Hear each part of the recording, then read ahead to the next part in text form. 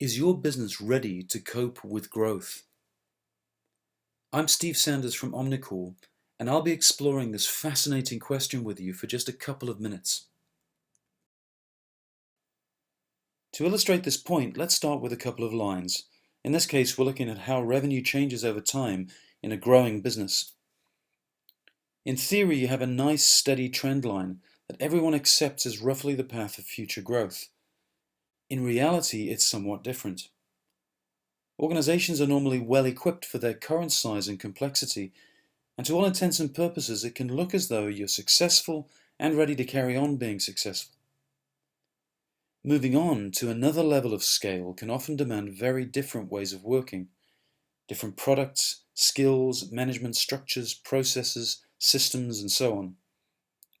It's almost inevitable that you will hit the ceiling. It's debatable what levels of revenue we're talking about, but it's quite obvious to most when a business is failing to exploit the whole of its opportunity.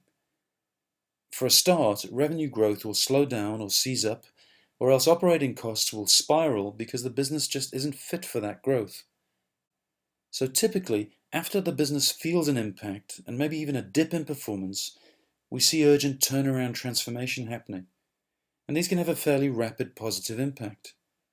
So on we go with the appearance of success, that is until we hit another ceiling, and the whole mess starts all over again.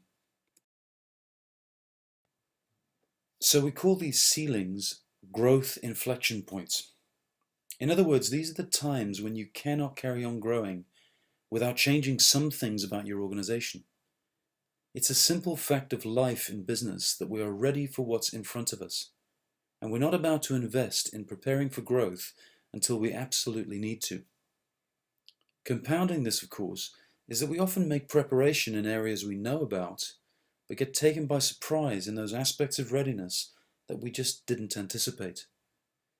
What I'd like to explore, though, is what is the opportunity cost of delaying action until the very last minute? And can you afford not to be better prepared? This is something business leaders need to get used to. If you're going to succeed in growing your business, you will come across these challenges frequently. One could argue that the challenge is actually continuous. It's simply a failure to plan ahead that causes businesses to feel the negative impacts of these growth inflection points.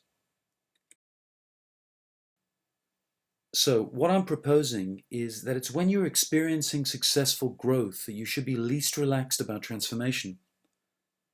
Here we're saying that a whole system assessment of business readiness for growth should happen even if you're currently experiencing growth, and especially if you've already hit the ceiling. You should take a view of what will need to change first. That pre-active assessment and plan will help you to implement and transition in the key areas of change, and to do that before hitting the ceiling. Ongoing monitoring will make sure you adapt the organization as you go along, and future major changes would be quicker and easier to implement. The net result, of course, is that while you'd otherwise be trapped in turnaround transformation efforts, your business can carry on with sustained and accelerated growth. So this just illustrates the negative impact of waiting until you hit the ceiling at the point when you need to change so your business can cope with growth. It also shows us what can be gained through having the foresight to act now and to embed this approach into your normal way of working. This dynamic exists in all businesses, be they small, medium enterprises, right up to the departments and business units of well-established corporates. Being well prepared for go-to-market success in every aspect of your business is not only a realistic and achievable goal, it's also absolutely vital.